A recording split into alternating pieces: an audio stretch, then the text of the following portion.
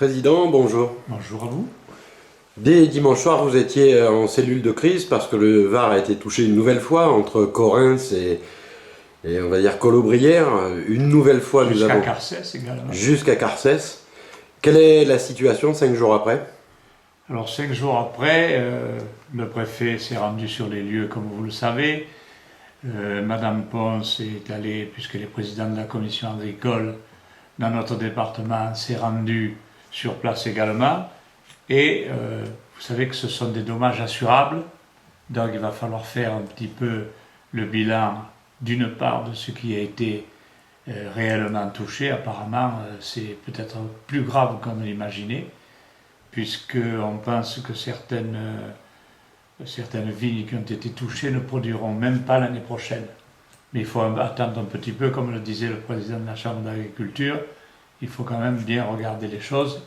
Et nous avons dit donc aux sinistrés que, comme d'habitude, nous sommes à leur côté pour essayer de se sortir au mieux de ce nouveau mauvais pas, parce que ça fait quelques catastrophes les unes après les autres qui touchent le département et ça devient un peu lourd. C'est 3 fois consécutivement. Hein. Exactement. Bon. Dans notre malheur, d'un autre côté, on a une chance, c'est qu'il y a une équipe Var et que dans les heures qui ont suivi la catastrophe, vous étiez déjà sur le pont. Alors, ça c'est vrai que ça fonctionne fort bien avec la préfecture, les chambres consulaires en général, et là en particulier la chambre d'agriculture. On a pris des habitudes où on se réunit immédiatement après une catastrophe et ça permet d'anticiper un certain nombre de choses et de répondre aux premières attentes des sinistrés. Ça fonctionne de mieux en mieux. J'espère qu'on n'aura plus l'occasion d'utiliser de telles mises en place parce que ça veut dire qu'il y aura eu encore des catastrophes.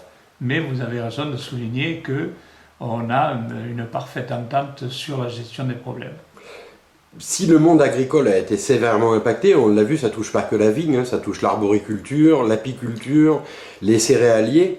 Les particuliers aussi ont été impactés. Alors, les particuliers ont été impactés, et bien, certains même de manière assez importante, ce qui nous amène également à regarder comment les choses peuvent se faire dans l'avenir. Il y a un certain nombre de règles qui régissent les aides que peut apporter le Conseil général. Nous resterons bien entendu dans la réglementation. Mais s'il y a des besoins, on essaiera d'y pallier. Pour avoir rencontré quelques personnes, le souci majeur, ce sont bien évidemment les indemnisations et le délai qu'elles vont demander. Alors, une fois de plus, pour en avoir parlé avec le préfet, on va essayer de demander aux assurances. Alors, il faut que l'état de catastrophe naturelle soit constaté. Je crois que c'est en cours, ça. Ça ne devrait tarder. Ensuite, il y a les assurances qui vont se mettre en place. Et puis, il y a ceux qui, malheureusement, n'étaient peut-être pas assurés. Là, je ne sais pas encore s'il y en a dans ce cas-là. Donc, il faudra voir.